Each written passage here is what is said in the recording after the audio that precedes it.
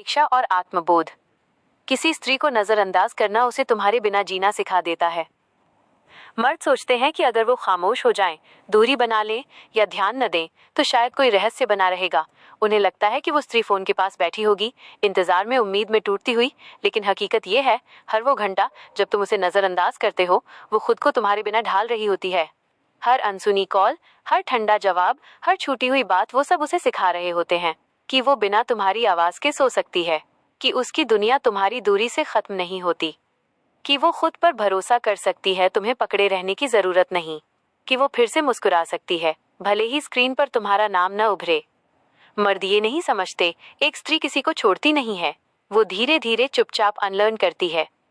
न गुस्से से, न भीख मांगकर, न आंसुओं से, बल्कि स्वीकार करके। शुरू में वो हर बात को दोहराएगी, खुद को दोष देगी, ज्यादा कोशिश करेगी, पहले मैसेज करेगी, मगर फिर एक पल आएगा जब उसकी कोशिशें धीमी हो जाएंगी, उसके मैसेज आना बंद हो जाएंगे, उसका दिल कठोर हो जाएगा। और जब तक तुम्हें उसकी कमी महसूस हो, वो इंतजार करना छोड़ चुकी होगी, वो उम्मीद करना बंद कर चुकी होगी, वो अब तुम्हारी नहीं रही होगी। किसी ऐसी स्त्री को नजरअंदाज करना जो तुमसे प्यार करती है, ये तुम्हारी ताकत नहीं है, बल्कि उसकी मुक्ति की शुरुआत है।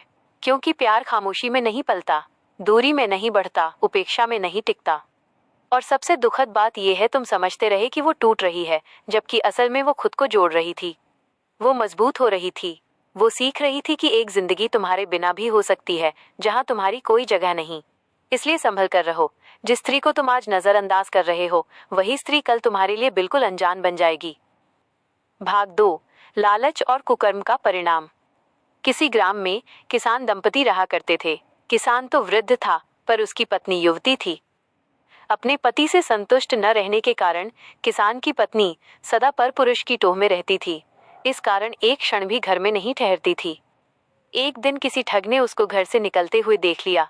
उसने उसका पीछा किया और जब देखा कि वो एकांत में पहुंच गई तो उसके सम्मुख जाकर उसने कहा, देखो, मेरी पत्नी का देहांत हो चुका है, मैं तुम पर अनुरक्त हूँ, मेरे साथ चलो।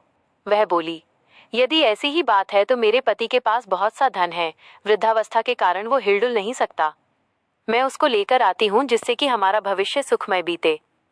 ठीक है, जाओ, कल प्रातःकाल इसी समय इसी स्थान पर मिल जाना। इस प्रकार उस दिन वो किसान की स्त्री अपने घर लौट गई। रात होने पर जब उसका पति सो गया तो उसने अपने पति का धन समेटा और उसे लेकर प्रातःकाल उस स्थान पर जा पहुंची। दोनों वहां से चल दिए। दोनों अपने ग्राम से बहुत दूर निकल आए थे कि तभी मार्ग में एक गहरी नदी आ गई। उस समय उस ठग के मन में विचार आया कि इस औरत को अपने साथ ले जाकर मैं क्या करूंगा, और फिर इसको खोजता हुआ कोई इसके पीछे आ गया तो वैसे भी संकट ही है। अतः किसी प्रकार इससे सारा धन हथियाकर अपना पिंड छुड़ाना चाहिए। ये विचार कर उसने कहा, नदी बड़ी गहरी है, पहले मैं गठरी को उस पार रखाता हूँ, फिर तुमको अपनी पीठ पर लाद कर उस पार ले चलूंगा। दोनों को एक साथ ले चलना कठिन है। ठीक है, ऐसा ही करो।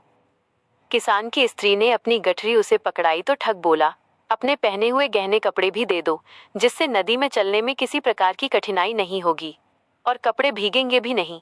उसने वैसा ही किया। उन्हें लेकर ठग नदी के उस पार गया तो फिर लौट कर आया ही नहीं। वह औरत अपने कुकृत्यों के कारण कहीं की नहीं रही। इसलिए कहते हैं कि अपने हित के लिए गलत कर्मों का मार्ग नहीं अपनाना चाहिए।